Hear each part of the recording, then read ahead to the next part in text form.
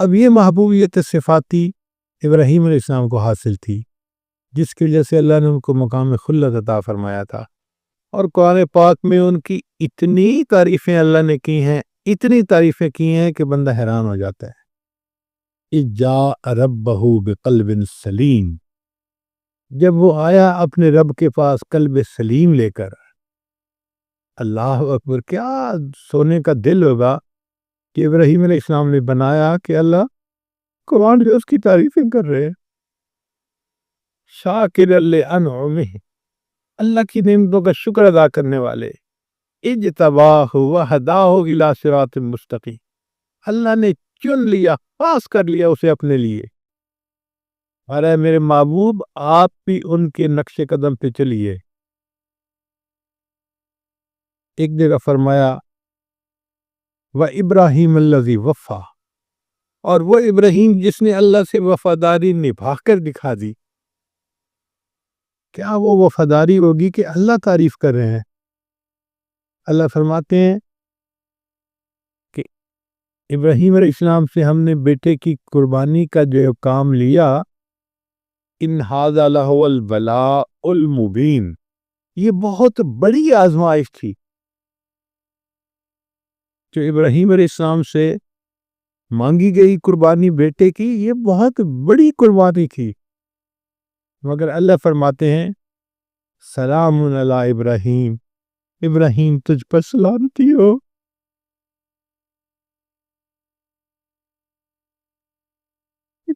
تو جیتا رہے، ہماری زبان ہے اس کا ترجمہ یہ بنے گا۔ اب جیسے کسی بچے سے خوش ہوتے ہیں نا تو عورت دعا دیتی ہے، اے بیٹے تو جیتا رہے، سلام علی ابراہیم، بالکل یہی معنی، ابراہیم تو جیتا رہے، تو نے کتنی بڑی قربانی دی۔ اللہ فرماتے ہیں پھر ہم نے اس قربانی کو بعد میں آنے والوں کے لیے بھی جاری کر دیا، وَتَرَكْنَا عَلَيْهِ فِي الْآخِرِينَ سلام علی ابراہیم۔ تو ابراہیم علیہ السلام سے اللہ کو جو تعلق تھا، ابراہیم علیہ السلام کو محبوبیت صفاتی کا تعلق تھا، اللہ نے ان کو اپنا خلیل بنا لیا۔ تو نبی علیہ السلام کے دل کی تمنا تھی کہ یا اللہ، محبوبیت ذاتی تو آپ نے مجھے اپنی رحمت سے عطا فرما دی، اب میں دنیا میں ایسا بن کے رہنا چاہتا ہوں کہ مجھے محبوبیت صفاتی بھی نصیب ہو جائے، تاکہ چیز اپنے کمال کے درجے تک پہنچ جائے، اجماع ہو جائے محبوبیت صفاتی اور محبوبیت ذاتی کا۔ تو نبی علیہ السلام نے یہ درود شریف پڑھا، اللہم صلی علی محمد وعلی آل محمد کما صلیت علی ابراہیم وعلی آل ابراہیم انک حمید مجید۔ پھر پڑھا اللہم بارک علی محمد وعلی آل محمد کما بارکت علی ابراہیم وعلی آل ابراہیم انک حمید مجید۔ تو یہ اصل میں نبی علیہ السلام اس کمال کو پسند کرنا چاہتے تھے، یعنی نبی علیہ السلام چاہتے تھے کہ میری حقیقت محمدی جو ہے وہ حقیقت احمدی کے ساتھ متصل ہو جائے۔ آپ کا نام محمد اس دنیا میں تھا، آخرت میں آپ کا نام احمد ہوگا۔ تو نبی علیہ السلام کی حقیقت کے دو پہلو ہیں، ایک ہے حقیقت محمدی اور ایک ہے حقیقت، جو حقیقت محمدی تھی وہ تمنا کرتی تھی کیا میں اللہ کا شکر گزار بندہ کیوں نہ بنوں، اللہ نے تو گناہوں کے معاف ہونے کا وعدہ فرما دیا۔ تو نبی علیہ السلام فرماتے ہیں افلا اکون عبدا شکورا، کیا میں اللہ کا شکر گزار بندہ نہ بنوں۔ وہ جو حقیقت محمدی تھی وہ تڑپتی تھی کہ کاش میں عروج حاصل کروں حتیٰ کہ حقیقت احمدی کے ساتھ وصل ہو جاؤ۔ اس لیے نبی السلام مجاہدہ فرماتے تھے، مشقت اٹھاتے تھے، دین کی خاطر آپ نے بہت قربانیاں دی۔ اور امام ربانی مجدد ثانیہ نے اپنے مکتوبات میں لکھا ہے کہ نبی علیہ السلام نے جو امت کو دین سکھایا اور امت نے نیکیاں کی، اب اس کا ثواب نبی علیہ السلام کے اعمال نامے میں بھی گیا نا، الدال علی خیر کفاعلہ، تو یہ ثواب نبی علیہ السلام کے بھی حصے میں گیا۔ اور یہ اتنا ثواب کہ مجدد صاحب فرماتے ہیں کہ نبی علیہ السلام کے پردہ فرمانے کے 1000 سال کے بعد حقیقت محمدی کو عروج حاصل ہوا اور وہ حقیقت احمدی کے ساتھ متصل ہو گئی۔ اب نبی علیہ السلام کی دونوں حقیقتیں ایک ہیں۔ آپ کو اللہ نے محبوبیت ذاتی بھی دی ہے اور آپ کو اللہ نے محبوبیت صفاتی بھی دی ہے، اور یہ محبوبیت صفاتی دنیا میں مل سکتی تھی اور نہیں کہیں مل سکتی تھی۔ دنیا ہی ہے جس میں انسان اعمال کرے تو اس کو اللہ تعالیٰ روحانی ترقی عطا فرماتے ہیں، تو اس لیے درود شریف آ گیا۔ اب درود شریف کے بعد پھر دعا سکھائی گئی، تو دیکھو کتنی خوبصورت دعا، رب اجعلنی مقیم الصلاۃ ومن ذریتی ربنا وتقبل دعا ربنا اغفر لی ولوالدی وللمؤمنین یوم یقوم الحساب۔ اب آپ سبحانک اللہم سے لے کے یوم یقوم الحساب تک دیکھیں کیا خوبصورت مضمون ہے نماز میں۔ اور اگر انسان کو ان معنی کا اندازہ ہو اور پتہ ہو کہ میں اپنے رب کے سامنے کھڑا ہوں، تو انسان اپنی نماز کو انجوائے کرتا ہے۔ اس لیے نبی علیہ السلام فرماتے تھے قرۃ عینی فی الصلاۃ، میری آنکھوں کی ٹھنڈک نماز میں ہے۔ نبی علیہ السلام اس لیے فرماتے تھے ارحنی یا بلال، بلال اذان دے میری آنکھوں کو ٹھنڈک پہنچا دے۔ نبی علیہ السلام نماز کے وقت کا انتظار کیا کرتے تھے، صبح پڑھتے تھے نماز ظہر کا انتظار، ظہر پڑھتے تھے عصر کا انتظار، عصر پڑھتے تھے مغرب کا انتظار، مغرب پڑھتے تھے عشاء کا انتظار۔ مومن یا تو نماز پڑھ رہا ہوتا ہے یا نماز کا انتظار کر رہا ہوتا ہے۔ اور واقعی یہ نماز اتنی اعلیٰ عبادت ہے کہ جو نماز سے ملتا ہے وہ کسی اور نماز سے نہیں مل سکتا، کسی اور عمل سے نہیں مل سکتا۔ امام ربانی مجدد ثانی رحمۃ اللہ اپنے مکتوبات میں لکھتے ہیں کہ جو لوگ قوالیاں سنتے ہیں اور مست ہوتے ہیں اور بھنگڑے ڈالتے ہیں، یہ بیچارے وہ لوگ ہیں جن کو نماز کی حقیقت کا پتہ ہی نہیں ہے۔ اگر ان کو نماز کی حقیقت کا پتہ ہوتا تو یہ اس طرح موسیقی کے اوپر مست نہ ہوتے اور بھنگڑے نہ ڈالتے، بلکہ ان کو رکوع اور سجود میں وہ مزہ نصیب ہوتا جو دنیا میں کسی اور طریقے سے مزہ نصیب ہو ہی نہیں سکتا۔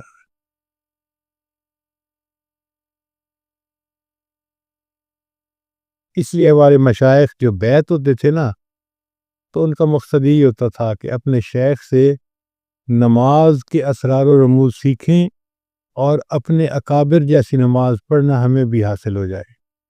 شاہ اسماعیل شہید رحمۃ اللہ علیہ سید احمد شہید رحمۃ اللہ کی خدمت میں حاضر ہوئے تو یہ کہا کہ حضرت مجھے بھی صحابہ جیسی نماز پڑھنا سکھا دی، مجھے بھی صحابہ جیسی نماز پڑھنا سکھا دے۔ تو شاہ اسماعیل شہید رحمۃ اللہ علیہ نے رات کو ان کی چارپائی اپنی چارپائی کے قریب لگوا دی، تہجد کے وقت پوچھا اسماعیل اٹھ گئے ہو؟ حضرت اٹھ گیا ہوں، جاؤ وضو کر کے آؤ۔ وہ کہتے ہیں کہ میں گیا اور وضو کر کے آیا۔ پوچھا وضو کر لیا؟ حضرت وضو کر لیا۔ تو فرمایا اچھا اللہ کے لیے 2 رکعت پڑھ لو۔ وہ فرماتے ہیں کہ شاہ سید احمد شہید رحمۃ اللہ نے یہ جو لفظ کہا نا کہ اللہ کے لیے 2 رکعت پڑھ دو، اس نے میرے دل کا تالا ہی کھول دیا۔ میں نماز میں کھڑا ہوا، میرے ہاتھ نہیں تھمتے تھے اور تالے کھل گئے تھے، اور اس دن میں نے پہلی مرتبہ ایسی نماز پڑھی کہ مجھے گمان ہوا کہ شاید صحابہ ایسی نماز پڑھتے تھے۔ اس نماز کو ہمیں سیکھنا چاہیے اور اس کو ایسے پڑھنا چاہیے کہ اللہ کو پسند آ جائے، ہماری نماز اللہ کو پسند آ جائے۔ اس لیے ساجد نے آپ رضا کی خدمت میں آج نماز کے بارے میں چند باتیں عرض کر دی۔ علامہ اقبال نے بہت عجیب شعر کہا ہے، عشق اگر تیرا نہ ہو میری نماز کا امام، میرا قیام بھی حجاب میرا سجود بھی حجاب۔ اللہ کا عشق جو ہے وہ ہماری نماز کا امام ہو، پھر نماز ہو۔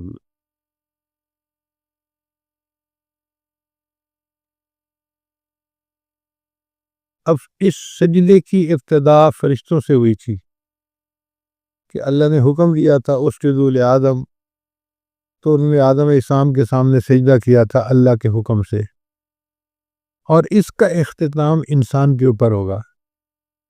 قیامت کا دن ہوگا، اللہ تعالیٰ اپنی ساق کی تجلی عطا فرمائیں گے، اور اس ساق کی تجلی کو دیکھ کر سارے مومنین سجدے میں جا فرمائیں گے، سوائے ان کے جو گنہگار ہوں گے یا غافل ہوں گے۔ مگر فرق یہ ہے کہ وہ جو قیامت کے دن کا سجدہ ہوگا نا، وہ شہود کا سجدہ ہوگا۔ آج تو ہم غیب کے سجدے کرتے ہیں نا، کہ سجدہ تو کر رہے ہوتے ہیں، محبوب سامنے نہیں ہوتا، آنکھوں سے نظر نہیں آ رہا ہوتا، اور انسان کی فطرت ایسی ہے، اس کا دل چاہتا ہے کہ کچھ نظر آتا۔ کبھی اے حقیقت منتظر نظر آ لباس مجاز میں، کہ ہزاروں سجدے تڑپ رہے ہیں میری جبین ریاض میں۔ اللہ کبھی آپ مجھے ظاہر میں نظر آئیں تو دیکھیں ہزاروں سجدے میری جبین میں تڑپ رہے ہیں آپ کے سامنے، میں ان کو ادا کروں۔ اور یہ تمنا قیامت کے دن مومن کی پوری ہوگی، اس کو شہود کا سجدہ نصیب ہوگا۔ کتنے خوش نصیب ہوں گے وہ لوگ جن کو اللہ تعالیٰ یہ نعمت قیامت کے دن عطا فرمائیں گے، اور وہ اللہ کے سامنے اس حال میں سجدہ کریں گے کہ ان کو اللہ کی تجلی نصیب ہو رہی ہوگی۔ میری زندگی تو فراق ہے، رگ جا سے لاکھ کری سے ہی، وہ نگاہ شوق سے دور ہے، رگ جا سے لاکھ کری سے ہی۔ شاعر کہتا ہے کہ اللہ تیرا بیت اللہ دیکھنے کا موقع تو ہمیں نہ مل سکا، کہ ہم جاتے تو بیت اللہ کے سامنے جا کے سجدے کرتے، چلے ہم یہیں سجدہ کر لیتے ہیں۔ تیرا در تو ہم کو نہ مل سکا، تیری راہ گزر کی زمین سے ہی۔ تیرا در تو ہم کو نہ مل سکا، تیری راہ گزر کی زمین سے ہی، ہمیں سجدہ کرنے سے کام ہے، جو وہاں نہیں تو یہیں سے ہی۔ اللہ ہم نے تو سجدہ کرنا ہے نا، اگر نہیں زیارت نصیب ہوئی تو کوئی بات نہیں، ہم یہیں پہ سجدہ کرتے ہیں، مگر اس طرح کرتے ہیں جیسے آپ ہمارے سامنے ہیں۔ سر طور ہو سر حشر ہو، ہمیں انتظار قبول ہے۔ اے اللہ آپ اپنی رضا کا وعدہ تو کریں نا، طور تو کرواتے ہیں تو اس کا بھی انتظار کر لیں گے، اور حشر کے دن کا وعدہ کرتے ہیں تو ہم اس دن کا بھی انتظار کر لیں گے۔